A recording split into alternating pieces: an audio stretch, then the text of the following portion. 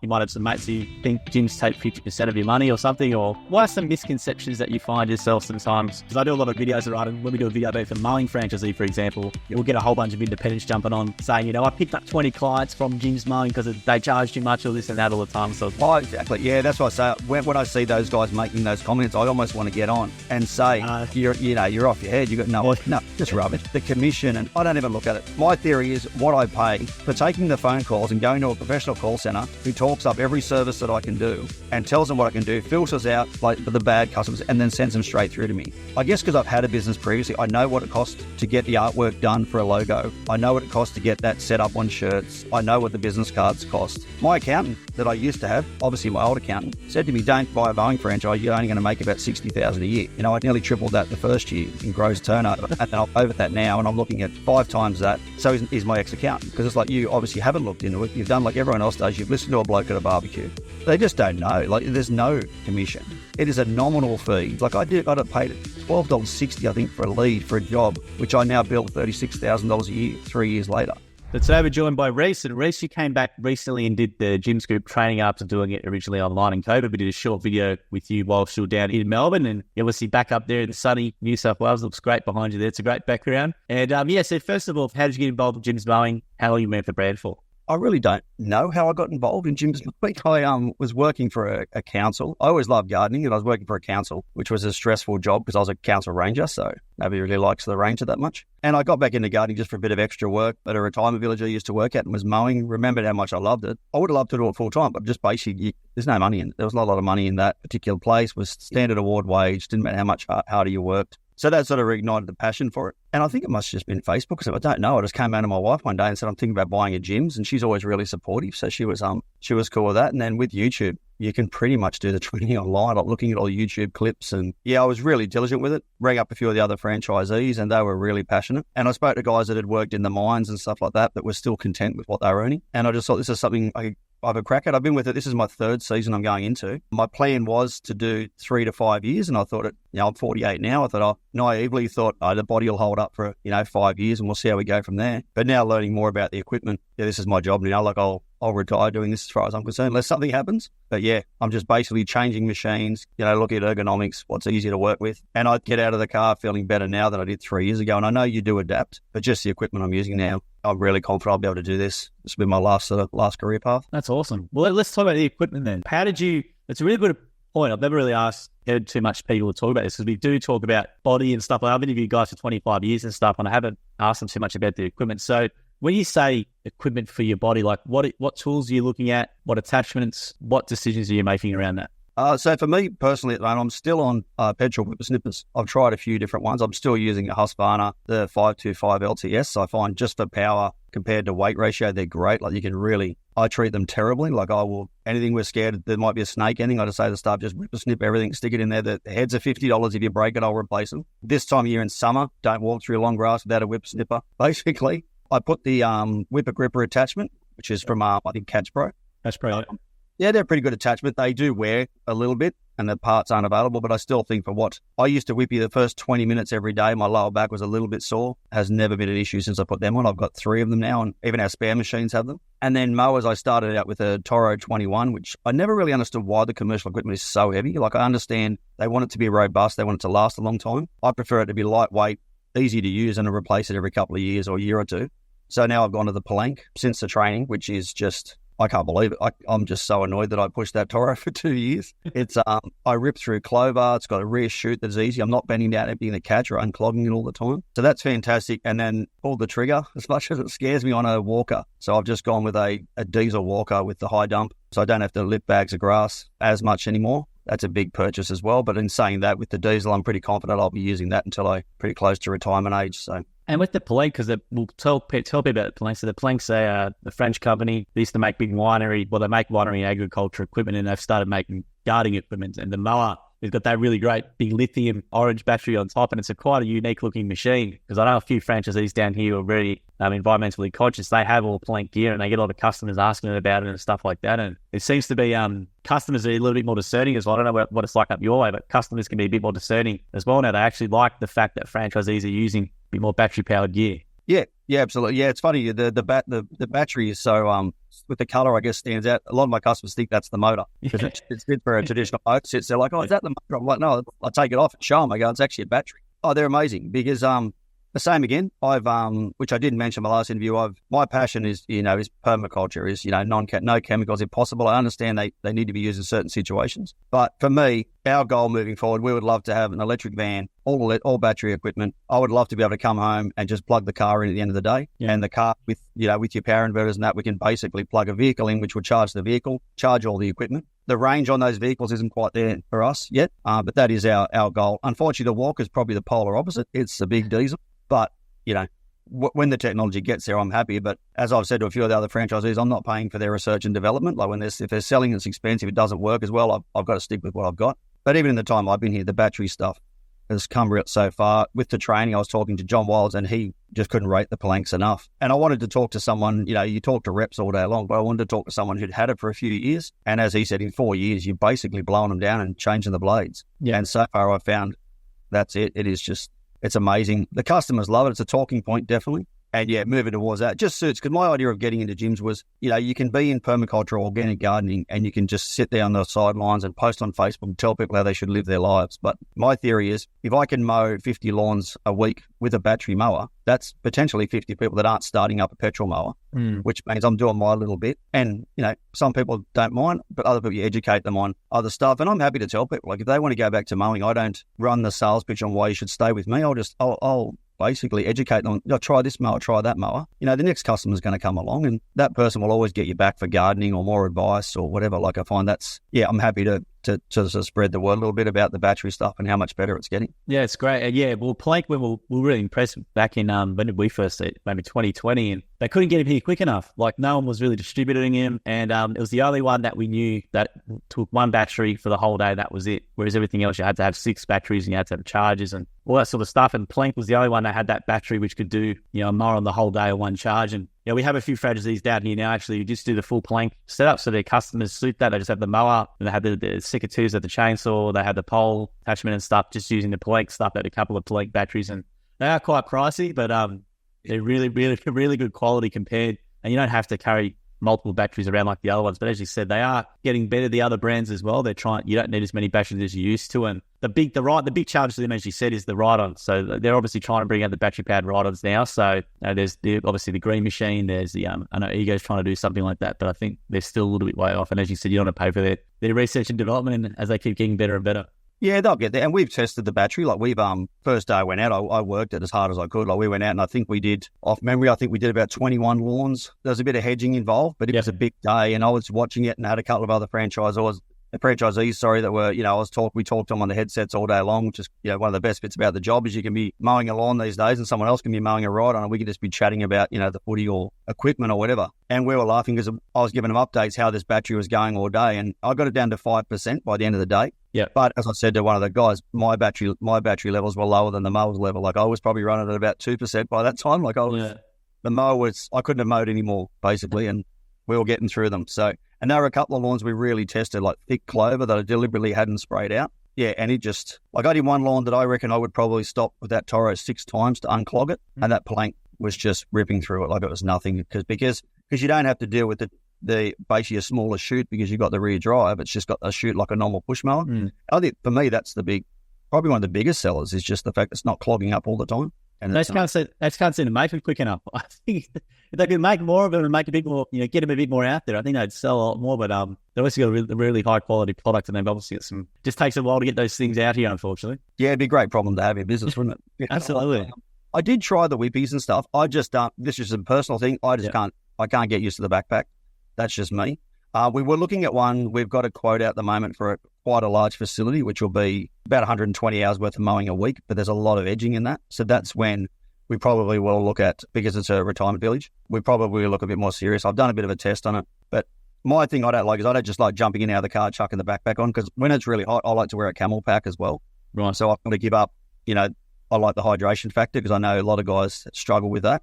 So I'm very, very picky. So this year, both myself and my staff member both were wearing camel packs. So that takes that out. That I can't do both. But when we do, say, a retirement village, a bigger area, we'll be putting it on and, we'll have it on for 2 hours. So it's fine.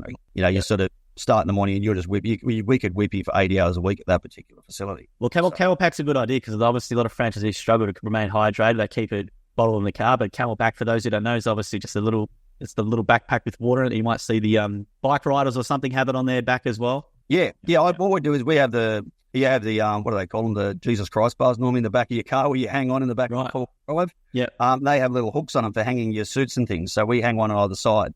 I've got one. I'll get another one this year. And what I do is for myself personally, in years gone by, it's 1.9 litres of water. What I find is I'll go and mow. I forget to fill my water bottle up, jump in the car. By the time I drive to the next job, the air conditioning has cooled me down. I've forgotten to have a drink. I think I'm going to stop at the next one, but I get out and I go again. And before you know it, you're 4 or 5 hours in, you haven't had a drink.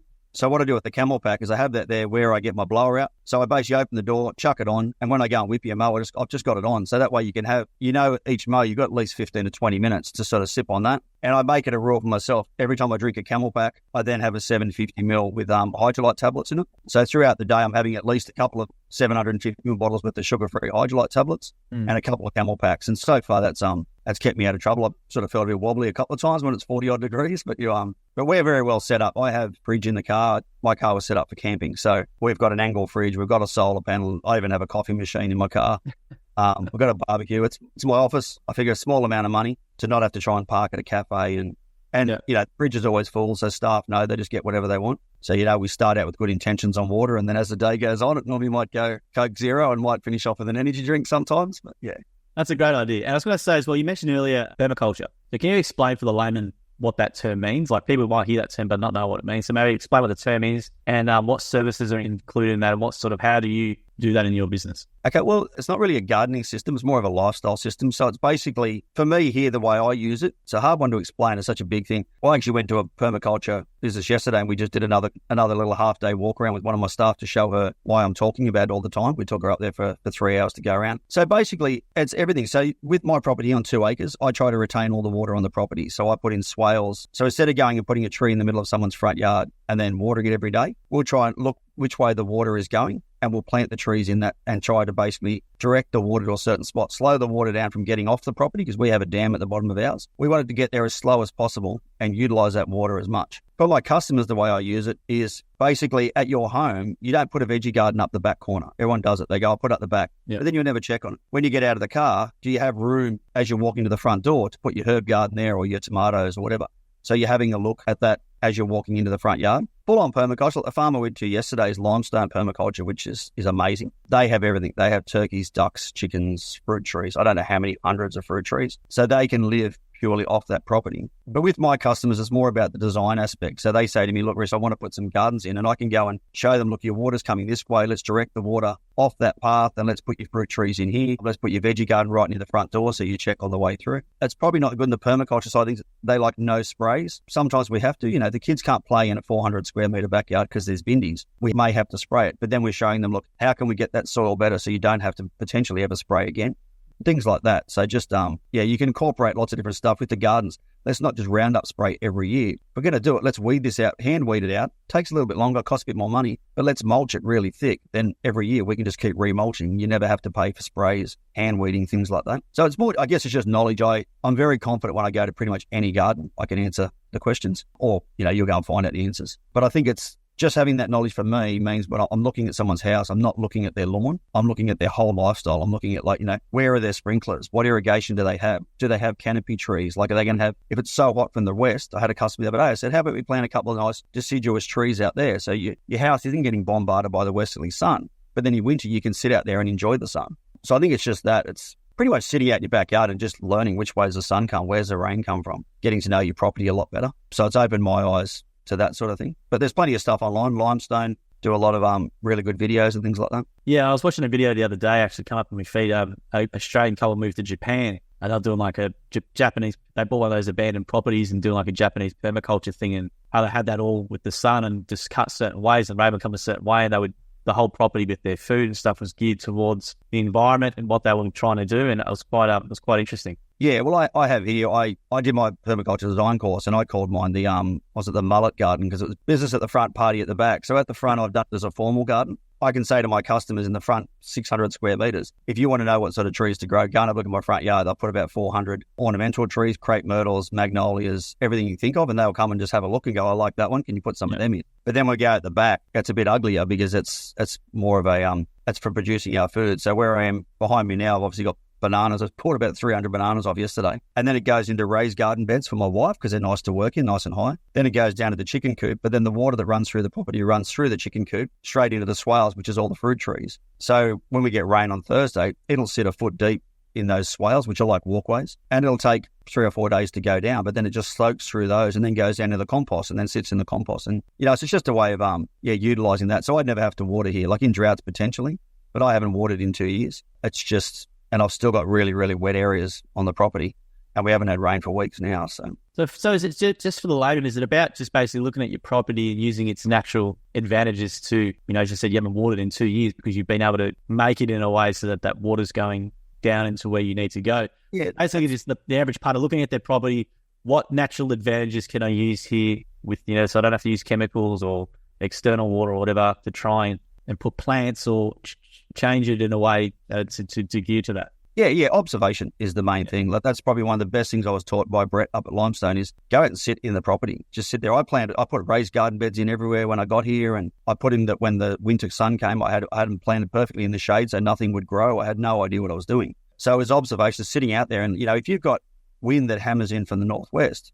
we'll put some robust trees. Like I put in some coffee bean trees. Well, they just blew over. So then I put bamboo in behind that, or tiger grass, which blocked the coffee bean trees. So now I've got 20 odd coffee bean trees growing. So the observations are key. I say to my clients all the time, especially with grass, they'll put turf in and then they're coring it and they're watering it and they're fertilizing it. It's like, mate, the turf doesn't want to be there. Like, it doesn't like being there. You're going to waste money. In my mind, I'm thinking you're pumping so many chemicals into the ground here that's running off into your neighbour's property as well. Let's just change it. Like, let's put a tree that likes being in the shade and let's work on your grass over here. So maybe a smaller piece of grass and the right type of turf. You might go a buffalo. Basically, let's work on this area. So let's do an observation of what can we plant in the shade? What's happy to be in the shade? Like I got some tamarillos in now, and they're in a bit of a hot section, so I quickly put bananas behind them because by the time we get into the death of summer, the bananas will be blocking it and things like that. You can look at it's just observation is the main thing. Water for me is a big factor I focus on because I used to have a very wet property and now it's quite well contained. And then also you're getting a yield. Like, we overgrow so many veggies. So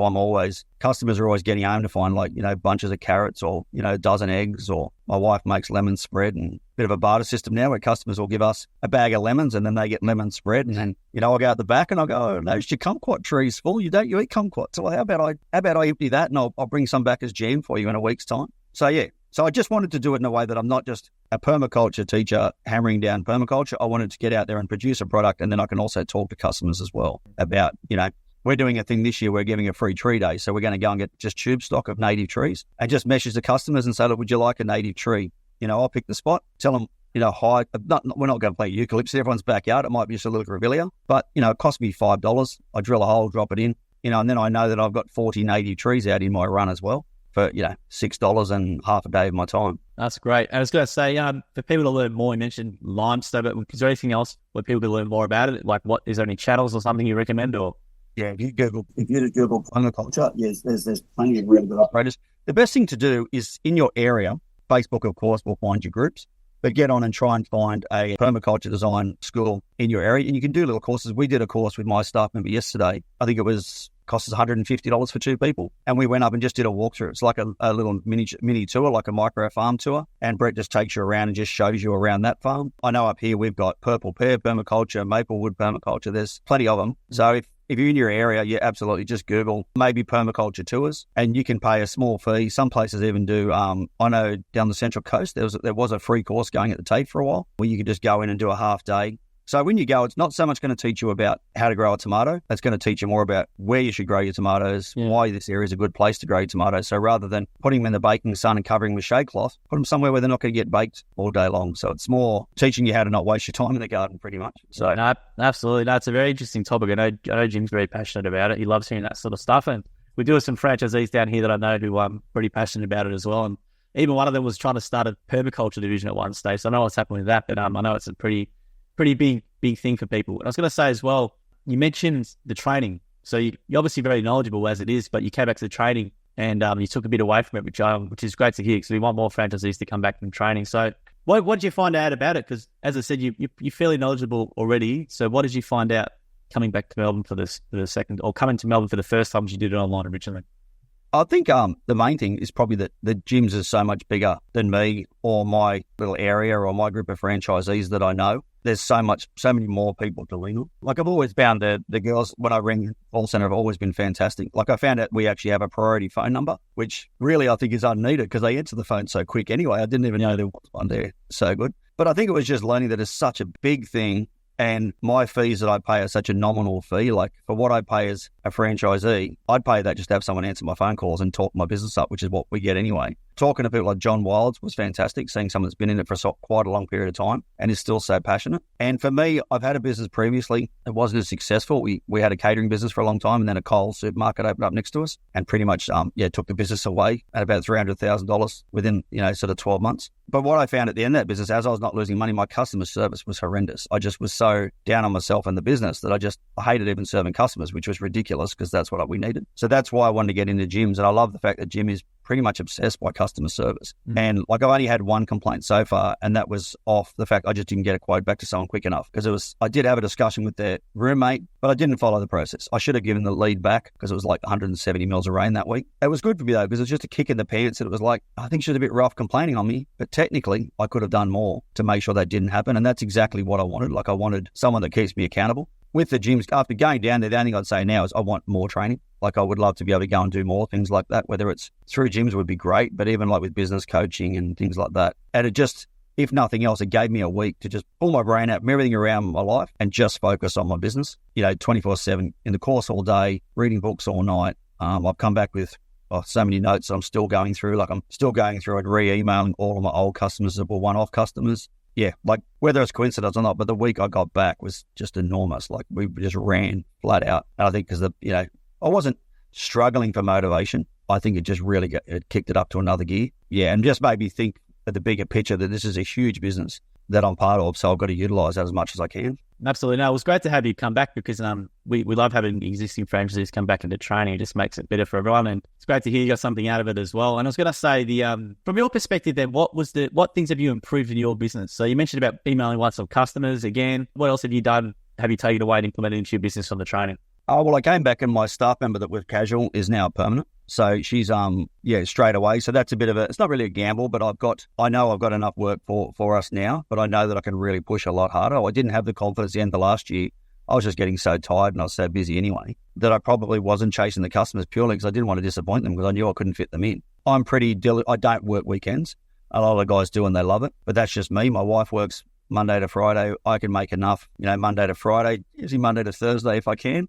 But I like to be in the garden. I'm in the garden today. But yeah, I found it was all those little things. So I straight away went, John actually said he's never employed a staff member in spring. He's always employed them in August. So he's ready for spring. So I straight away contacted my staff member and said, look, do you want permanent hours? Let's really kick this thing on. And then I started chasing those customers because I had the confidence that, right, I've got the staff there and now I've got to make it work because I've got extra hours to cover. And yeah, it's just I think everyone down there was great. Like, lots of different stories. Like, even Nicole was talking, and it was like I've watched her videos, but listened to her talk about her husband in gyms and then the problems that he's had since then with health problems. That was really good because it made me tick a few other boxes that I had to chase up in case, I have health problems that I hadn't, where now I'm really confident. All my insurances are in place. I'm ready to go. So yeah, it was just a whole lot of different things. And let's talk about then the staff. So you have one staff, or do you have more? Okay, I had one permanent, or she does permanent hours. That's what works for us. Yeah.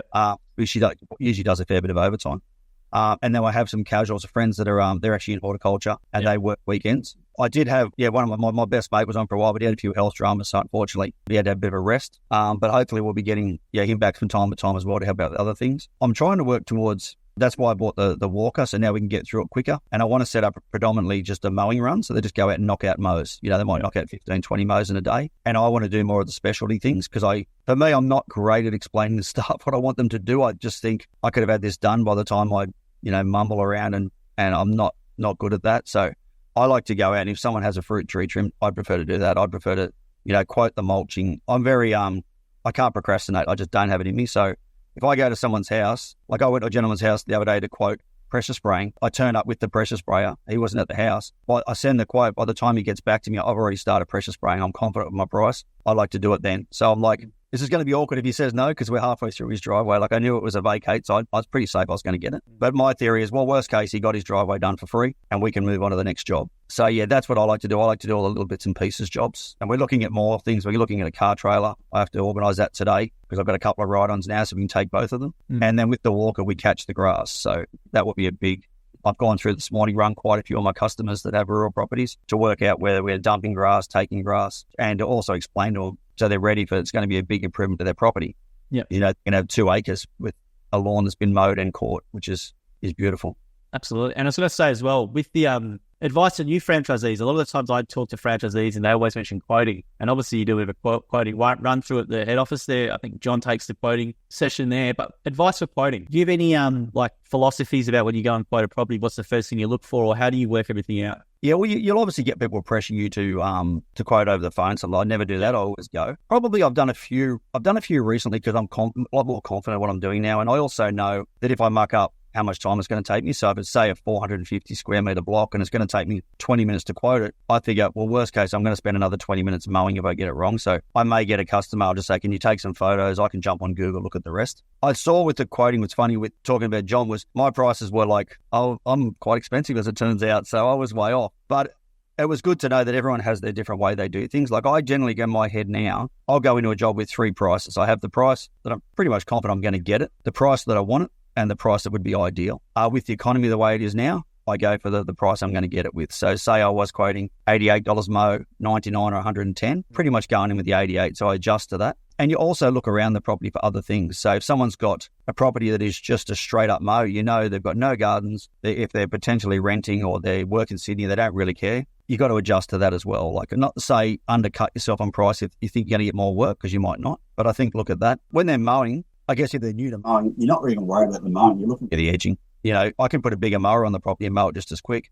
Look at how long it's going to take time to edge. Are they going to let you dump things in the green bin? Stuff like that. And, you know, one of the new guys did the training at the same time with ours. And, you know, with hedging, and that's why it was just chatting in general. I said, well, you can't really muck it up. Like, if you've got no work on and you're just starting and it takes you an hour and a half longer, it doesn't matter. You just learn. If you make $250 and it took you 4 hours, it doesn't really matter. You're better at hedging. You just had 2.5 hours of training in hedging. If it took you 4 hours the first time, it's probably going to take you 3 hours eventually. And then you're getting closer to that point where you're at. And the other thing, I guess, so you don't get locked into a job, is just say to the customer, I'm going to give this a mow at this price, and then we'll come back to you. You know, worst case, you might have to put it up $10 or $20. Or I've put plenty of prices down where I've mowed and got through it so quickly that I've rung the customer and just said, look, mate, I've actually got through this quicker than I want. I'm going to drop you down to the lower range, you know, from 110 to 99 or something like that. You know, they're not silly. If you're overpricing them, they're going to know eventually. They're going to look at the window and go, oh, mate, this guy was here for 20 minutes, charged me $110. You know, just adjust it, or, you know, fertilize for free, or give them something extra. Yeah, it's probably on, like, if you look at product review or Facebook, sometimes you get people DMing us saying that, you know, guy charged me this, and I looked at exactly what you just said. I was out the window for 15, 20 minutes, it looked like, and then they complain about that. So it does happen quite a bit, unfortunately. Yeah, and I think Facebook's Facebook, you know. Yeah. It's madhouse. I know it has its uses, but I don't. If they've got nothing better to do than criticize, you know, you get guys on there and that will brag that they'll do it for $40. Or congratulations, mate, you're bragging that you're working for less money than everyone else. Look, it's the unfortunate thing with Jim's, because we're such a big brand. And, you know, as I said, we've got a lot of, I've never seen a Jim's Mowing franchisee leave a negative comment on an independent gardener's page or anything, but I always see the independent mowing or gardening guys coming onto our posts and stuff all the time. It's quite annoying, but, you know, if they've got time to do that, they mustn't be so busy in their own business as well. That's it. It's not really a brag, is it? But yeah, no, that's I've never actually had a customer say anything to me, and I don't. Yeah. I'm really confident that I don't. If a customer comes to me, I'm ready. Like, as we discussed, I'm pushing a $6,000 battery mower. My Walker mower is $58,000 mower. Of course, I'm going to mow better than your Victor. You know, we got whippersnippers. Our cheapest whippersnippers are $1,000. And I say I've just discussed it with customers before, and I said, mate, if you work out what the average person who enjoys mowing his lawn, and he mows every week in summer and every second week or third week in winter, you know, I mow more than he does in 1 week. I've already mowed more lawns than he will in a year. So, you know, by the end of the year, I've mowed more lawns than most people mow in their life. So I'd want to be good at it. Like, you know, I was mowing lawns for my dad when I was 14. I'm 48. If I'm not good at it by now, I'm not going to get better at it. I think that's maybe a way to get rid of a customer too. If the customer's going to be that picky, it's like, if you can't see the value of a $58,000 lawnmower that flies around your yard like nothing else, well, I might not be the guy for you. No, you need to see me sweating out there for an extra hour to make you happy. Yeah. No, I want to get in and get out. I actually, bizarrely enough, when I'm mowing, I love it. On my days off, I hate the sound of lawnmowers. I find them so annoying when I'm just sitting outside or something. So my theory is I want to get in and get out. Nobody looks out the front and goes, oh, stoked, the lawnmower guy's here. I love the sound of that thing. Yeah, so, exactly right. And I was going to say as well, you mentioned about over the phone. Some people struggle to actually still get people off the phone. So what's the line that you use to get people? So when they go, can you give me a quote over the phone? What's the line you use to them? I just basically tell them the types of grass. So I just say to a customer, look, mate, I really want to have a look. You don't need to be there. If you don't have a dog, I'm happy to, if you're happy for me to pop in, even if I can see the fence, I'm happy to go over.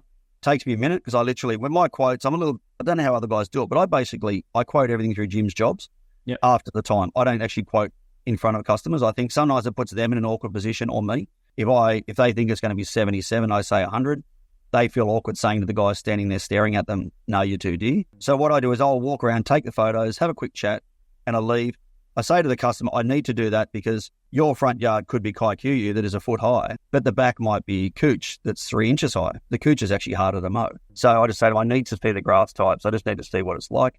I don't know. I've never really had customers argue that too much. They're sort of happy. I think they, maybe when they know that I'm talking about grass types, things like that, they know there's enough knowledge there. Yeah. What I do is I walk around, take those photos. But the silly bit is I'll actually I'll say I'll get a quote through to you.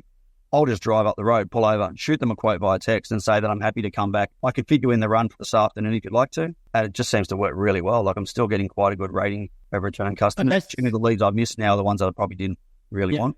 So you quote and then the same day you're trying to do that first job? I try to, yeah, absolutely. Okay, that's good, a bit of advice. Yeah, when I started, I couldn't, that's probably the best advice I could ever give a guy when I started, was I go to the house intending on winning the quote and mowing now. Like that's what I'm there for. If I've got time to get there, I want to mow. Because the customer doesn't ring and go, I might ring Jim's because I'm thinking about getting my lawn mowed sometime next week. I think, we're pretty quick, you order a pizza, you want the pizza.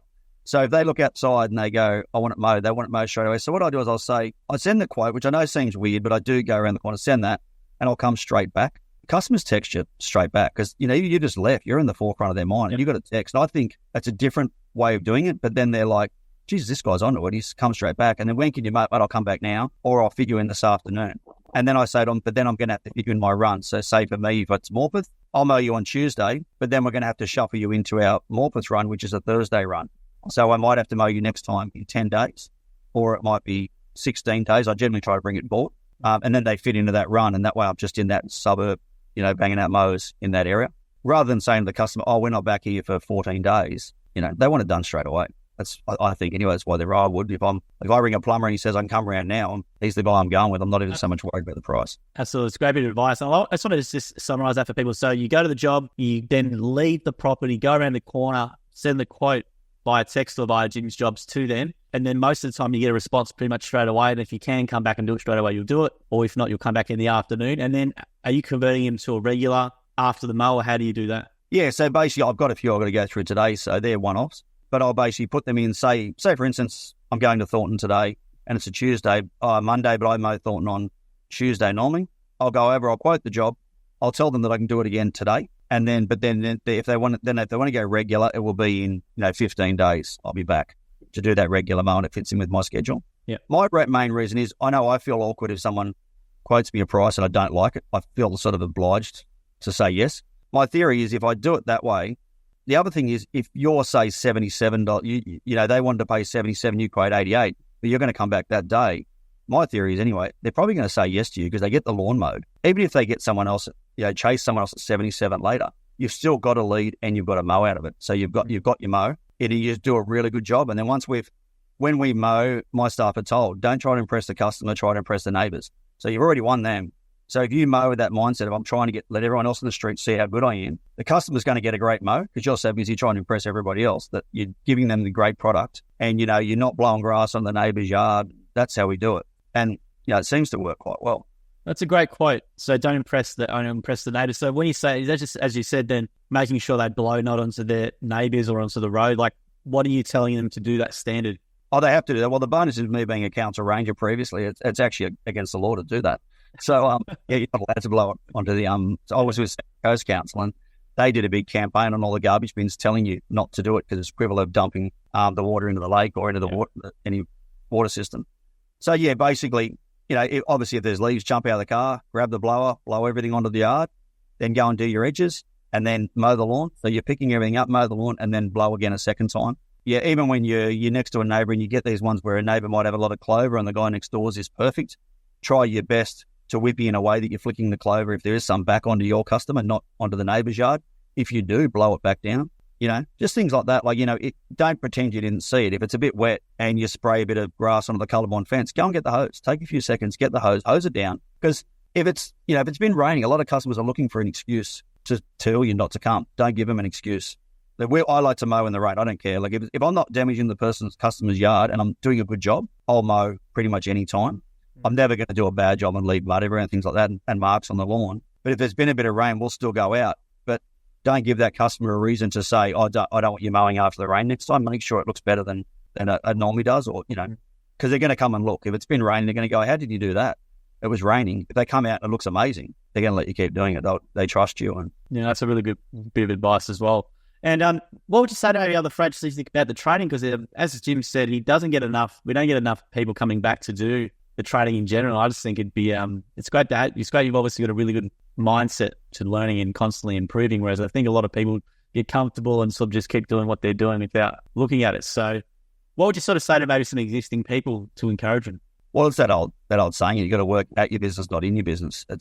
Gyms isn't hard to get work. It's hard to get time with your family if you want to. Like, there's so much work, and I love gardening, so it's easy to get stuck into just working. Like, I still love mowing, but you've got to take time out. Like I mentioned to you last time, Mike Andes flew out from the States to do it. You listen to like the fellow who wrote Rich Dad Poor Dad. He talks about he likes to go to at least 2 4-day conferences a year. The guy's a billionaire, and he still takes time out of his business to do that. So for me, I think it was sort of like, I knew that I was getting in control of my business when I was confident enough to take a week off and have someone working for me, so I still was covering my costs. And I could actually sit there and think about my business, which you don't get time to do. Because I think anyone that's in gyms will admit you're running all the time, because you could work 7 days a week if you want to. But I think it's not any one thing that I learned from it. It's what anyone taught me. It's what I learned. It gave me time. Like, even a few of the guys I talked to that are franchisees said, mate, we can tell you've got direction. You picked the way you want to go now. So I came back and, spent $70,000 on equipment, because now it's like, okay, this is the sort of mowing I want to do. So it just gives you time to be absorbed, like to be obsessed, I guess, for that week by it. Yeah, I couldn't recommend it enough. Like, I thought it would be good. I just didn't think it would be as good. And I think a lot is the staff and the training, but it's also just being down there for a week by yourself, just you and your business is just, and I have amazing family support at home. My mum and dad, my wife, my sister, everyone is great. But yeah, just having time to get it right in my own head, because you get so busy in business sometimes. Yeah, that's the hardest bit. I'm trying to be better at that. Try not to work my way out of my problems. Try to think your way out of problems. Great bit of advice here. I'm the same. I always will buy a course, even if it's a bit expensive, knowing that if I get one thing out of it and it costs me $500 or whatever, but it's learning. I think that's a really good way to look at it. I think, as you said, Mike Andes is a perfect example. The guy's 26 years old, multimillionaire, took a week off to come and put him very behind, and he's probably taken a few things back with him back to the States, which he wouldn't have got from being over there. So, and he went to that effort. I think that mindset as well is really, really important as well. And some people just cruise along and don't challenge themselves as well. And it can get boring, I guess, if you're just doing the same thing the same way and constantly improving. And as you said, you went and bought your walker and you're adjusting your business that way, which will be exciting for you as well. It's new challenges, and it's going to be interesting to see where you're going to actually plan to evolve your business. So are you looking to just scale, or you want to refine what you do, or you want to just do more of what you like to do and have the other parts you don't like to do more outsourced with your staff? Or how are you going to tailor your business? We're gonna basically try and compress into a 9-day fortnight. So I generally try to work 4 days anyway. I'm out at 7 in the morning and I just go until basically I run out of puff, generally 4 or 5 in the afternoon, and do 4 days. I've worked 2 hours on a weekend since I've had the business. I just like to get out, get it done, and I can do quite well in that amount of time. Where I want to go with the walker is we're looking at, I'm on 2 acres and we have a lot of 2,000 square metre blocks near us that are beautiful, really, really nice, quite high-end homes. I'd like to get into that sort of thing. So with the idea of a car trailer, we're looking at another mower, which will be probably a 61-inch mower. So I'll be the one, I like to do the house yards. So I'll turn up and do house yards, hedging, pruning, roses, things like that, and be mowing the house yards with the walker, taking the grass away. And then the separate mower will be for staff to run around and basically smash out the paddocks sort of at high speed, getting into that sort of thing. And definitely more of your residentials will go to staff. So I do have it. We're sort of a little bit on hold at the moment because we have a quote out that is, if it comes off, it's completely changes the entire business. So we're just on sort of treading water because that's $270,000 worth of work a year. Wow, that's huge. That's going to be a heck of a week if the quote comes. So that will be all systems go, getting more staff, and we've already sort of put plans in place if it happens. How'd you go about quoting? Sorry to interrupt you there, but how'd you go about quoting something like that? Because that's huge, right? You're going from quoting, like, let's say, just the garden at someone's home, and then you've all of a sudden got to quote this massive job. So how did you go about doing that? I was very lucky. I used to work at the facility, so I have actually a really good position. Yeah. I knew when it came to quoting, there was going to be three types of quotes. There was going to be my quote. There was going to be a quote that would be someone who's trying to buy himself a job. It would probably underquote. Yeah. And there'd be someone who'd be guessing and probably chuck 30% on top. As it turns out, that's exactly what happens. They just need to make a decision whether they go with the guy who's bought a job or not. I know because I've actually done it. I've done the entire facility multiple times, like over years. But that particular facility is 3 full-time workers, experienced workers, for a whole week. So it's basically you can edge until you're half content on that property. You could edge 40 hours a week. So that came out of the blue. So that will change everything. But those sorts of things come up, and I think the key is you're not locked into anything. So you quote the price. If you're a bit low, unless it's contracted, you don't have to stick with it. Like I would hate to hear of guys that are like, oh, I quoted $50 for this job, but it's taking me an hour, and I can't get out of there in time. Well then, be polite, knock on the door, and just go, look, I'm really, really sorry. I made a mistake with the quote. I need to go to this price. Worst case, the customer's going to say, I found you beat yourself up about certain customers and you're so worried about offending them. And they're the ones that generally, when you do have to move on, they might not even reply to your text, or they might not even reply to your phone calls. So you've been like, I won the other day, I've been beating myself up about letting this customer down. They didn't have the decency to ring me back when I said I couldn't do the job. So I find that a little bit. So just don't go out and hammer yourself all day long because you feel as though you're going to let the customer down. Just be honest. Look, mate, I made a mistake. It's just taking me too long. I need to adjust the price. Look, if that's too dear for you, I completely understand. If you need to get another quote, I will do that. I'll go, look, I'll mow another time, and that will give you another 2 weeks to find somebody else. Otherwise, I can keep and continue on at this price. Yeah, no, good advice. Just tackle it head on. Sometimes the better thing as opposed to beating yourself up about it, for sure. I was going to say, income-wise, happy with what you're doing as well, income-wise with your business? Yeah, it's insane. Yeah, it's like I knew it would be good. I knew it would be good because of my last business. My wife and I work. My wife works so hard, and I felt terrible because I just lost. I was so disheartened, and we'd lost probably about $300,000 on that one. And there wasn't really anything we could do. We just, multinational opened up next to us, and we had a chicken shop, and they sold chickens 30% cheaper than us. So I sort of went away, and I worked for about 8 years, and I did a bit of tourism, a bit of government work. Didn't like any of it, and just thought to myself, I hope this isn't it for me. Like, I hope I'm not going to sit in this government job that I don't like forever just because it's safe. And then I got into gyms as almost like I wanted to have a crack, but it's only this year that I'm really determined. And the figures are going, I'm happy to explain it and back the figures. I can back the figures up with book figures. But yeah, what I thought I'd get, I was about 30% more. I've increased that by 30% already. And this year we're on par to just almost double it. This has been crazy so far. And that's a lot come down to attitude too. I'm chasing hard for work. So like I've never turned leads off. I've never turned my territory off. I've never turned my local off. Turn all areas off sometimes, but I just can't get there before the sun goes down. Yeah. But I'm not one of these guys who, will work 7 days a week. I say I'm working 4 to 5 days. I'm just very diligent. I think if anyone watches videos and thinks, oh, this is going to be great, I get to mow lawns and I get to be out in the sun, that's cool.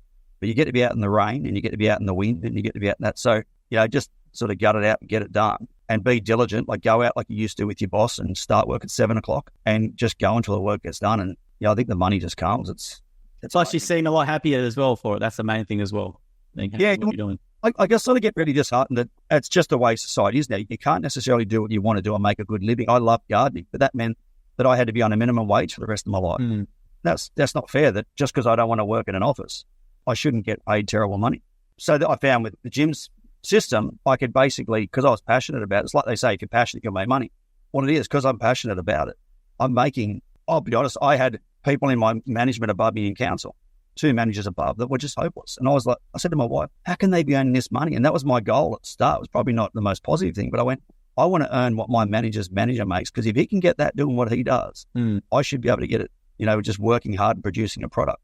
At the end of the day, I love it when I come home and I got customers that leave you like Easter eggs and Christmas presents, and older people that, they thought their yard was just going to look terrible forever. And now I turn up.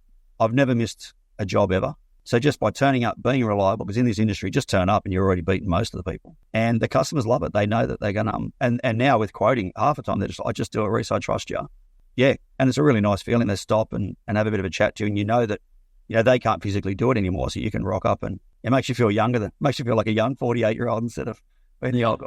I was going to say as well, because there's so much, there's still so much misconceptions around, I think, franchising, with Jim's Mowing in particular, with what's involved in fees. Because obviously I do all the social media and I see all the comments all the time, and it's generally an independent who's apparently been going for 20 years and is the best in the world and doesn't miss a job and all that sort of stuff. And I still think there's a lot of misconception about Jim's Mowing. So what do you think, what's your knowledge from what you know about, what do people get completely wrong about Jim's Mowing? Like, friends and family are a good one, because you might have some mates who think gyms take 50% of your money or something, or how it all works. So what are some misconceptions that you find yourself sometimes talking to people about with Jim's Mowing to correct them?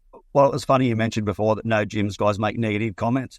That's quite hard sometimes when you see them rambling on, and I don't get into the social media stuff much, but you Oh, sorry, I meant the independent guys, sorry, because I do a lot of comments. We do a lot of the videos, right? And when we do a video about for mowing franchisee, for example, we'll get a whole bunch of independents jumping on saying, I picked up 20 clients from Jim's Mowing because they charge too much or this and that all the time. So exactly. Yeah, that's what I say. When I see those guys making those comments, I almost want to get on and say, franchisee, you're off your head. You got no, just rubbish. Like the commission, and I don't even look at it.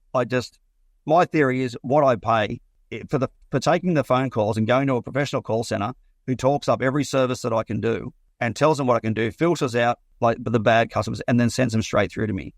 For the price we pay is, I guess, because I've had a business previously, I know what it costs to get the artwork done for a logo. I know what it costs to get that set up on shirts. I know what the business cards cost. I think if you're still worrying about that 5 years down the track, it's probably more on you. Like my accountant that I used to have, obviously my old accountant, said to me, don't buy a mowing franchise. You're only going to make about $60,000 a year. I nearly tripled that the first year in gross turnover, and then I'm over that now, and I'm looking at 5 times that. So he's my ex-accountant, because it's like, you obviously haven't looked into it. You've done like everyone else does. You've listened to a bloke at a barbecue. Yeah. They just don't know. Like, there's no commission. There's none of that happens. It is a nominal fee that you could never, like the work health and safety document I download is worth almost the same amount as my fees. Like I got paid $12.60, I think, for a lead for a job, which I now bill $36,000 a year, 3 years later. Amazing. That covers my fees alone. Like it's, ignorance, I guess. Yeah, I felt sorry for him in a way, but you feel like getting on there and commenting and explaining it, but you're like, nah, it's no point. You're not going to listen. Oh, look, we use those negative comments as like, I get those negative comments leave the gym to address, but it's quite frustrating when I hear the business advisors or the accountants talk someone out, because you see it sometimes, I've talked to a business advisor or an accountant about Jim's Mowing or Jim's franchise, and I said, don't do it. It's like, you're exactly right. Well, they've got no idea what they're doing. And it's quite frustrating to see that sometimes, that people get talked out of it by business advisors or the barbecue discussion about something which, they've got no idea about it as well. And the best thing for people to do is just don't believe us. You just basically get a list of franchisees off the disclosure document, the current ones and the former ones, and just give them a call yourself and ask. Because I think it's a bit annoying that a lot of people get put off by those influencers who've got no idea. And accountants and stuff, unfortunately, I don't know why people think accountants have got all the answers. Like, they certainly don't. And it's quite annoying hearing that sort of stuff, to be honest. But we've got a lot of more work to do. Yeah. My second accountant was the same. He said, once we get this up and going, we'll get you out of that franchise. And I said, oh, why is that? And he said, well, once you've got enough business. And I think the key point is, my business, I laugh about it, but I say to my wife, I'll be happy when I hop on my mower and I start it and I drive out the front door on my lawnmower and I go and mow 15 lawns and I come home on the lawnmower. So that's how tight I want my run to be from home, because it's not about not wanting to drive to work. If I've got to go out for a certain amount of times, I want to be able to mow, more lawns or make more money out of those lawns. Like, I already have 3 houses that I literally drive from my property down the road. I mow a 5 acre and a 1.5 and a 2 acre lot from my own front yard. That's what you want, and that's what gyms will provide, is you continually upgrading your business. Like, I would never turn my leads off in my territory, because even then eventually in my territory, I want that run so tightly packed. Like, I joke about it, but I say I want my customers no more than 90 seconds apart. Yeah. I've got plenty that I'll walk to the next. I got another one the other day. We don't even unpack the trailer. We just walk down the road. It's quicker. We've got plenty where we've got 3 and 4 in a row. But that's the thing I don't understand is you're continually improving your business. I don't see any point to get out of it. And I guess because I look at the figures, I don't notice it. Like I just don't worry. Like even on lead fee, I hate paying the lead fees. I love paying the lead fees. Give me as many as you can. As long as they're good leads. Like I just went through yesterday and checked this season. I've taken 8 leads this month and I converted 7. Yeah. I know what I made out of those leads. Like one lead was, $700 for $12.60. Like, what can you do for $12.60 that will create that job in a suburb that I don't live in?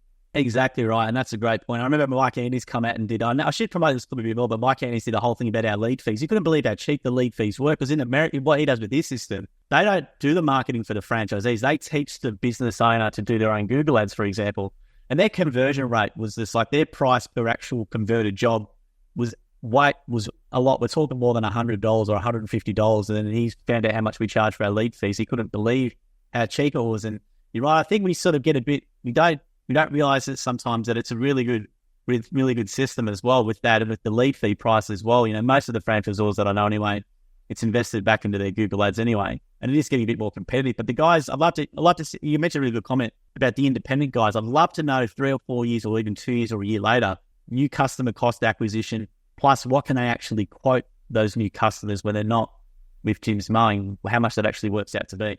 Yeah. Well, we did this year in winter because I was down the training. I got Steph who works with me. She went and did brochure magnet drops for me. Yeah. So I got some chemical spray brochures and I just stuck my magnets on those.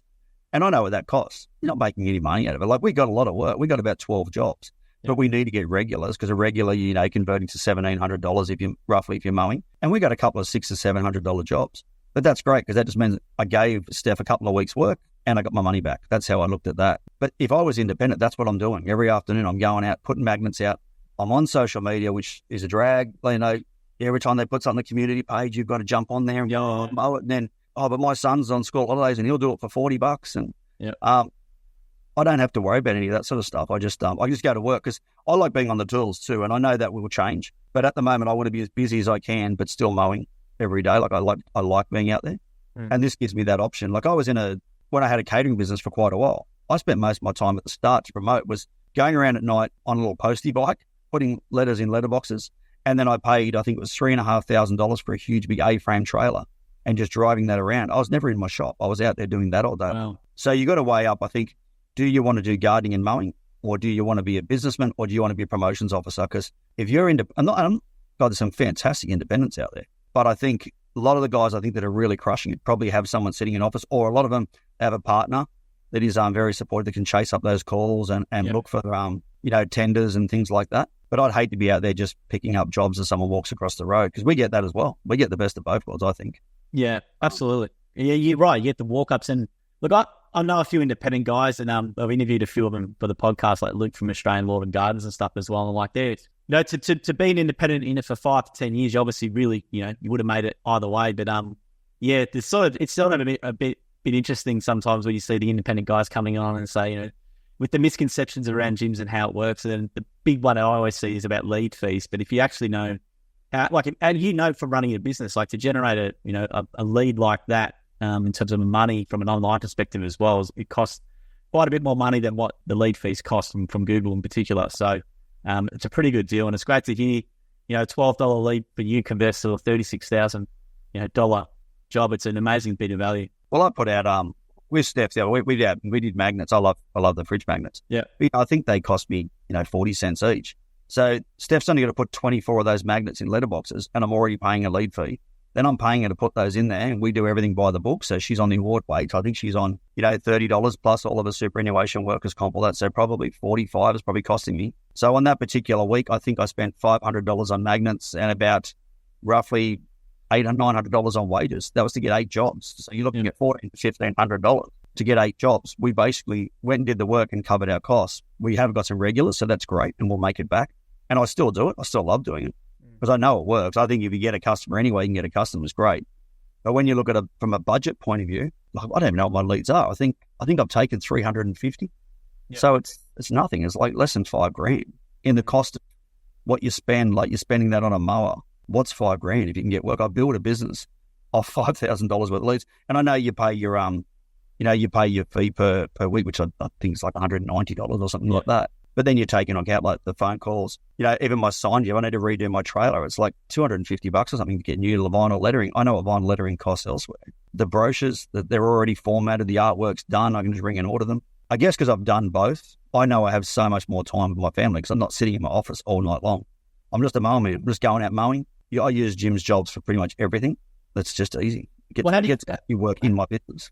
Well, how do you find Jim's jobs? Because obviously Jim's jobs can be a quite controversial topic. Some people have issues and some people don't. And some, it's interesting because I've been out, I've done a few days in the roads with blokes down here and they love it. So I've been in the car with them and watched how they operate on their phone and stuff and they love it. And some other people have different opinions with it. So how have you found Jim's jobs in your business and how's it been overall?